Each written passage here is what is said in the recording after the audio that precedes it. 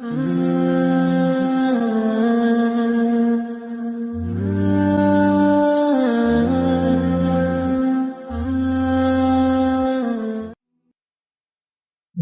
کا شوہر شہاب کاروباری دورے پر ہانگ کانگ گیا ہوا تھا۔ اس کا ایک پر رونق علاقے کی مارکیٹ میں گارمنٹس کا ایک بڑا سا سٹور تھا، جس میں بچوں کے ملبوسات فروخت کیے جاتے تھے۔ سٹور میں 3 سیلز مین کام کرتے تھے، ایک لڑکا بھی تھا جو صفائی ستھرائی اور دوسرے چھوٹے موٹے کاموں کو کیا کرتا تھا۔ یہ سٹور اس لحاظ سے مشہور تھا کہ اس کی ہر ورائٹی باہر کی ہوتی تھی۔ اچھی بات تو یہ ہے کہ ہم پاکستان میں رہتے ہیں، ہمیں یہاں کی بنی ہوئی چیزیں استعمال کرنے میں فخر محسوس ہونا چاہیے، مگر اکثر لوگوں کو یہ غلط فہمی ہوتی ہے کہ باہر کی چیزیں اچھی ہوتی ہیں۔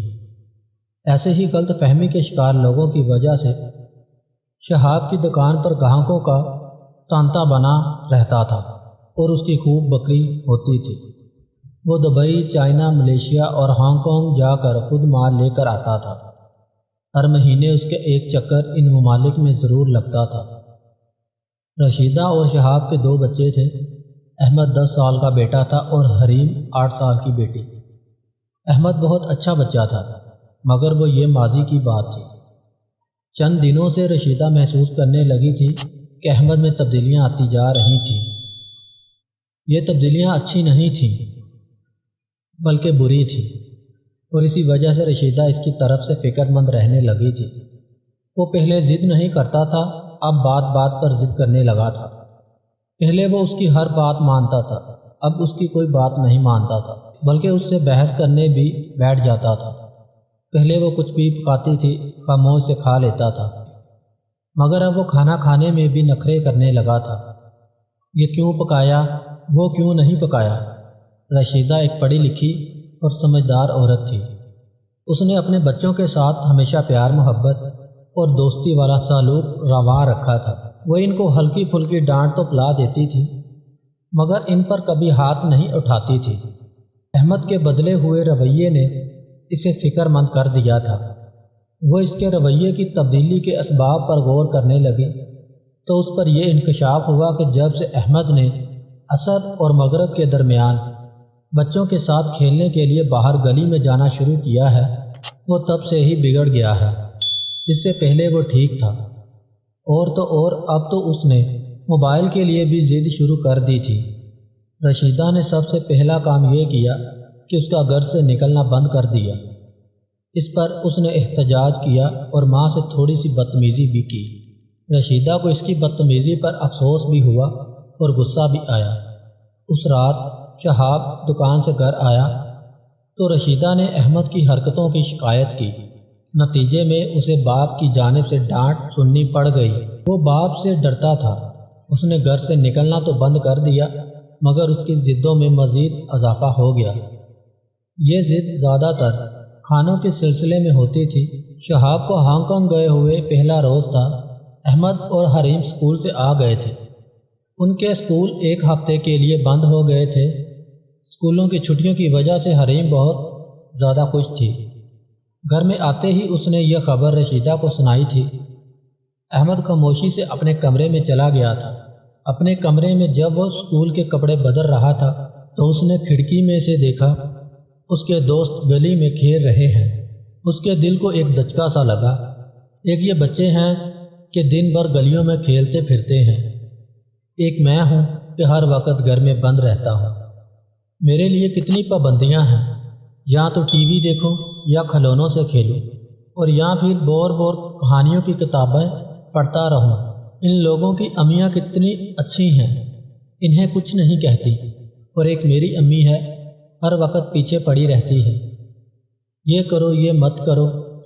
اس نے بڑی حسرت سے سوچا اور کچن کی جانب بڑھ گیا۔ بھوک لگی ہے، آپ نے کیا پکایا ہے؟ اس نے بڑی بے رخی سے پوچھا۔ آج میں بہت تھک گئی ہوں، کچھ پکانے کو دل نہیں چاہ رہا تھا۔ میں نے دال چاول پکا لیے ہیں، شام کو کوئی اچھی چیز پکا لوں گی۔ اس کی امی نے دال میں بگار دیتے ہوئے کہا، دال چاول؟ احمد نے تیز آواز میں کہا، میں تو دال چاول نہیں کھاؤں گا، میرے لیے بریانی پکائیں۔ رشیدہ کو غصہ نہیں آتا تھا، مگر احمد کے گستاخ لہجے سے وہ شک طیش میں آ گئی۔ تمہارے باپ نے مجھے نوکرانی نہیں رکھا کہ میں تمہاری مرضی پر چلوں، کھانا ہے تو کھاؤ ورنہ دفع ہو جاؤ۔ احمد کو محلے کا ایک دوست ساجد یاد آ گیا۔ ساجد خود بھی بدتمیز تھا اور بدتمیز دوستوں کو پسند کرتا تھا۔ اس کے وہ دوست جو بدتمیز نہیں ہوتے تھے وہ انہیں بھی بدتمیزیاں سکھاتا تھا۔ ایک روز اس نے احمد کو بتایا تھا کہ جب اس کی امی اس کو کوئی بات نہیں مانتی تو وہ دھمکی دیتا ہے کہ وہ گھر چھوڑ کر چلا جائے گا، کیونکہ وہ اکلوتا ہے، اس لیے اس کی امی ڈر جاتی ہے اور اس کی بات مان لیتی ہے۔ احمد کو ساجد کی یہ بات یاد آئی تو اس نے بھی اس ترکیب کو آزمانے کا فیصلہ کیا۔ اگر آپ نے بریانی نہیں پکائی تو میں گھر چھوڑ کر چلا جاؤں گا، اس نے چینک کر کہا۔ اس کی بات سن کر رشیدہ سناٹے میں آ گئی۔ اس نے حیرت سے اسے دیکھا، اس کا ہاتھ پکڑ کر ڈرائنگ روم میں لائی اور صوفے پر بٹھا کر بولی، یہ بات تم نے کی تو کیوں کی؟ گھر چھوڑ کر تم کہاں جاؤ گے؟ میں نانی کے گھر چلا جاؤں گا، ان کے گھر کا راستہ مجھے معلوم ہے، میں وہاں سے اس وقت تک نہیں آؤں گا جب تک آپ بریانی نہیں پکائیں گی۔ تمہاری نانی کے گھر تو میں خود تمہیں ابھی چھوڑ کر آتی ہوں، لیکن تمہیں مجھ سے ایک وعدہ کرنا پڑے گا، جب تک میں بریانی نہ پکاؤں تم گھر میں قدم بھی نہیں رکھو گے۔ رشیدہ جو غصے سے تلملا رہی تھی دانت پیس کر بولی، لیکن احمد یہ وعدہ کرنے سے پہلے خوب سوچ سمجھ لینا، میں تمہیں ابھی بتا رہی ہوں کہ میں بریانی نہیں پکاؤں گی تو پھر میں ابھی واپس نہیں آؤں گا۔ احمد نے سینہ تان کر بڑی ڈٹھائی سے جواب دیا۔ رشیدہ چند لمحے تک اسے گھورتی رہی، پھر اٹھی، جلدی جلدی اس کے کپڑے ایک بیگ میں بھر کر اس کو بیگ پکڑایا اور اسے گاڑی میں بٹھا کر نانی کے گھر لے گئی جو زیادہ دور نہیں تھا۔ حریم بھی اس کے ساتھ تھی۔ گاڑی میں رشیدہ نے حریم کو بھی احمد کی گستاخی کے بارے میں بتا دیا تھا۔ حریم بہت اچھی لڑکی تھی، اس نے آج تک اپنی ماں سے کوئی بدتمیزی نہیں کی تھی۔ احمد کی حرکت کے متعلق سن کر اسے افسوس ہوا تھا، وہ احمد سے بھی بہت محبت کرتی تھی۔ اس نے بھائی کو سمجھانے کی کوشش کی مگر احمد نہ مانا اور حریم سے بولا، اگر میرا اتنا ہی خیال ہے تو امی سے کہہ کر بریانی پکوا لو، میں گھر چھوڑ کر نہیں جاؤں گا۔ حریم خاموش ہو گئی۔ تھوڑی دیر بعد وہ لوگ نانی کے گھر پہنچ گئے۔ نانی کے گھر کے اوپر والے پورشن میں ان کا بڑا بیٹا، اس کی بیوی اور اس کے 3 بچے رہتے تھے۔ نانی اماں نیچے رہتی تھی اور اپنا کھانا پکانا خود کرتی تھی۔ نانی نے جو رشیدہ، احمد اور حریم کو دیکھا تو خوش ہو گئی۔ رشیدہ اور حریم کچھ خاموش سی تھی۔ یہ بات نانی نے محسوس تو کر لی تھی مگر انہوں نے کچھ پوچھا نہیں۔ رشیدہ نے اپنی ماں سے کہا، اسکول 1 ہفتے کے لیے بند ہو گئے ہیں، احمد کو میں آپ کے پاس چھوڑنے آئی ہوں۔ اس خبر سے نانی اماں مزید خوش ہو گئیں۔ کچھ دیر بعد بولی، حریم کو بھی یہیں چھوڑ دیتی، اس کا بھی اسکول تو بند ہو گیا ہوگا۔ حریم کو یہاں چھوڑا تو پھر میں گھر میں اکیلی رہ جاؤں گی، ان کے پاپا باہر گئے ہوئے ہیں۔ اتنی دیر میں ماموں کے 3 بچے بھی آ گئے۔ حریم اور احمد کو دیکھ کر مسرت کا اظہار کیا۔ ان بچوں میں صرف اسما ہی تھی جو حریم کی ہم عمر تھی۔ وہ حریم کو اپنے کمرے میں لے گئی اور اسے اپنی گڑیا دکھانے لگی جو وہ کل ہی اپنے باپ کے ساتھ جا کر لائی تھی۔ باتوں ہی باتوں میں حریم نے اسما کو احمد کی کارستانیوں سے آگاہ کر دیا۔ اس نے اسے بھی یہ بتا دیا کہ احمد جب تک گھر واپس نہیں جائے گا جب تک امی بریانی نہ پکا لے، وہ ضد میں آ گیا ہے۔ احمد بھائی پہلے تو ایسے نہیں تھے، اب انہیں کیا ہو گیا ہے؟ اسما نے حیرت سے پوچھا۔ امی کا خیال ہے کہ ان کے دوست انہیں بری باتیں سکھاتے ہیں۔ واقعی وہ پہلے ایسے نہیں تھے، جب سے محلے کے چند نئے لڑکوں سے ان کی دوستی ہوئی ہے وہ ایسے ہی ہو گئے ہیں۔ ہمارے پاپا ہمیں بتاتے ہیں کہ بھائی بہن آپس میں بہترین دوست ہوتے ہیں۔ پہلے جیسا زمانہ نہیں رہا، اس وقت دوست بھی اچھے ہوتے ہیں، اب تو اچھے دوست بہت کم ملتے ہیں۔ رشیدہ نے احمد کی بدتمیزی کا تذکرہ اپنی ماں سے بھی نہیں کیا تھا کیونکہ اس سے احمد کی بے عزتی ہوتی، مگر حریم نے یہ بات اسما کو بتا دی تھی، اور جب رشیدہ حریم کو لے کر واپس چلی گئی تو اسما نے یہ بات اپنے گھر والوں کو بتا دی۔ احمد کے ماموں کے بچوں کو جب یہ پتہ چلا کہ احمد اس قدر بدتمیز ہو گیا ہے، ضد کرتا ہے، اپنی امی سے زبان چلاتا ہے اور برے لڑکوں سے دوستی رکھتا ہے، تو وہ ایک دم سے احمد سے کھینچنے لگے۔ احمد نے یہ بات محسوس کر لی تھی۔ اس نے اسما کے بھائی فہیم سے اس کا سبب پوچھا تو اس نے صاف صاف بتا دیا کہ وہ کس وجہ سے اس سے بات نہیں کر رہے۔ احمد کو بڑی شرمندگی محسوس ہوئی۔ رشیدہ اپنی ماں کو بتا گئی تھی کہ احمد نے کھانا نہیں کھایا ہے۔ نانی اماں نے اپنے لیے کھچڑی پکائی ہوئی تھی، وہ انہوں نے احمد کو دی تو اس نے چپ چاپ کھا لی، پھر وہ بستر پر لیٹ گیا۔ اس کا دل اداس تھا، اسے کچھ احساس ہونے لگا کہ وہ غلطی پر تھا۔ اس سے پہلے کہ یہ احساس بڑھتا اسے نیند آ گئی۔ شام کو آنکھ کھلی، وہ کمرے سے باہر آیا۔ ماموں کے بچے اسے دیکھ کر ادھر ادھر ہو گئے۔ اس کا دل کٹ کر رہ گیا۔ یہ لوگ مجھے برا لڑکا سمجھتے ہیں، اسی لیے بات کرنا پسند نہیں کر رہے۔ اس نے اداسی سے سوچا۔ اسے اپنی امی اور حریم یاد آنے لگی تھی۔ اس کا دل چاہ رہا تھا کہ اڑ کر گھر پہنچ جائے۔ اس کے دل میں ایک امید سی تھی کہ شاید امی نے رات کو کھانے میں بریانی پکا لی ہو۔ وہ نانی اماں کے پاس آیا۔ نانی امی، میری بات حریم سے کروا دیجیے، اس نے بڑے ادب سے کہا۔ نانی امی نے رشیدہ کا نمبر ملایا اور موبائل احمد کو تھما دیا۔ دوسری طرف رشیدہ تھی۔ مجھے حریم سے بات کرنی ہے، اس نے بڑے کمزور سے لہجے میں کہا۔ تھوڑی دیر بعد اس کے کانوں میں حریم کی آواز آئی، احمد بھائی، بڑے مزے آ رہے ہیں، اکیلے ہی اکیلے چلے گئے، جھوٹے منہ بھی ہم سے نہیں پوچھا کہ حریم تم بھی نانی اماں کے یہاں رہ لو۔ حریم نے شوخ آواز میں کہا۔ احمد نے سنی انسنی کر کے کہا، حریم کیا رات کے کھانے میں بریانی پکی ہے؟ چونکہ اس نے حریم کی بات کا جواب نہیں دیا تھا، اس بات سے وہ چڑ گئی اور جھنجھلا کر بولی، بریانی نہیں پکی ہے بھائی، اپنی ضد کیوں نہیں چھوڑ دیتے؟ احمد نے اس کی اگلی بات نہیں سنی اور مایوسی سے فون بند کر کے نانی اماں کو دے دیا۔ رات کو ماموں آئے، انہوں نے احمد کو دیکھ کر خوشی کا اظہار کیا، پھر بولے، میاں رات کا کھانا تم ہمارے ساتھ کھاؤ گے۔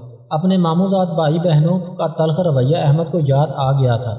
اس نے کہا، شکریہ ماموں جان، نانی اماں نے میرے لیے دال چاول بنا لیے ہیں، میں ان کے ساتھ ہی کھانا کھاؤں گا۔ رات جب وہ سونے لگا تو اس کا دل بھر آیا۔ اسے اپنی امی کی یاد آنے لگی تھی۔ اس کی آنکھوں میں آنسو آ گئے۔ اسے رہ رہ کر اپنے رویے پر افسوس ہو رہا تھا۔ اسے احساس ہو گیا تھا کہ غلطی اسی کی تھی۔ اس کی امی اسے کتنا پیار کرتی تھی، اس کی چھوٹی چھوٹی ضروریات کا بھی حد سے زیادہ خیال رکھتی تھی۔ اس کی ہر سالگرہ بڑی دھوم دھام سے منانے کے انتظامات کرتی تھی۔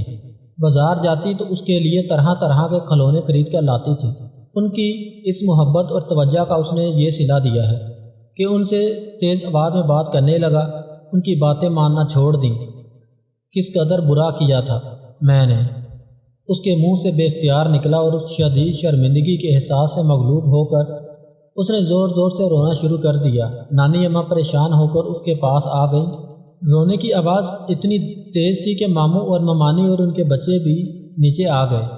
کیا ہوا احمد، تم رو کیوں رہے ہو؟ ماموں نے گھبرا کر پوچھا۔ مجھے امی یاد آ رہی ہیں، میں نے اپنی بری حرکتوں سے انہیں ناراض کر دیا ہے، میں شرمندہ ہوں، مجھے ان کے پاس لے چلیے، میں ان سے معافی مانگوں گا، میں ان سے یہ وعدہ بھی کروں گا کہ آئندہ ایک اچھا بچہ بن کر دکھاؤں گا اور کسی قسم کی کوئی ضد نہیں کروں گا۔ ماموں جان نے اپنی گاڑی نکالی۔ گاڑی میں نانی اماں، ماموں جان، ممانی جان، ان کے تینوں بچے اور احمد ٹھس ٹھسا کر بیٹھ گئے اور تھوڑی ہی دیر میں رشیدہ کے گھر پہنچ گئے۔ رشیدہ کو دیکھتے ہی احمد دوڑ کر ان سے لپٹ گیا۔ امی مجھے معاف کر دیجیے، اب میں آپ کو ایک اچھا بچہ بن کر دکھاؤں گا، میں وعدہ کرتا ہوں۔ رشیدہ نے اس کو پیار سے خود سے لپٹا لیا۔ جانتے ہو احمد، جب سے تم گئے ہو میں نے نہ دوپہر کا کھانا کھایا ہے اور نہ ہی رات کا۔ مجھے خوشی ہے کہ تمہیں اپنی غلطی کا احساس ہو گیا ہے۔ یاد رکھو، ماں باپ اپنے بچوں سے جو کہتے ہیں اس میں بچوں کی ہی بھلائی ہوتی ہے۔ احمد کے سیدھے راستے پر آ جانے سے سب لوگوں کو بہت خوشی ہوئی۔ رشیدہ ان لوگوں کے لیے چائے بنانے کچن میں چلی گئی۔ سارے بچے ایک دوسرے سے باتوں میں مصروف ہو گئے۔ احمد اپنے دل میں سوچ رہا تھا کہ جب میں ایک برا لڑکا تھا تو ماموں جان کے بچے مجھ سے کھینچے تھے، اب میں اچھا بن گیا ہوں تو یہ میرے دوست بن گئے ہیں اور مجھ سے گل مل کر باتیں کر رہے ہیں۔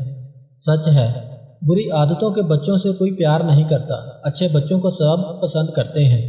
وہ خوشی محسوس کر رہا تھا کہ اب وہ بھی اچھا بچہ بن گیا ہے۔ ان لوگوں کو کھونے سے ڈرو جن کے نزدیک دوستی کے رشتے خون کے رشتوں سے زیادہ عزیز ہوں۔ اپنی زبان کو کسی کے عیبوں سے آلودہ نہ کرو، کیونکہ عیب تمہارے بھی ہیں اور زبانیں دوسرے لوگوں کی بھی ہیں۔ کالے دل والے انسان کی 4 نشانیاں ہیں۔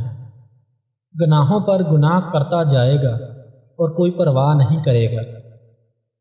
عورتوں کو کثرت سے دیکھنا ان کا مشغلہ بن جاتا ہے۔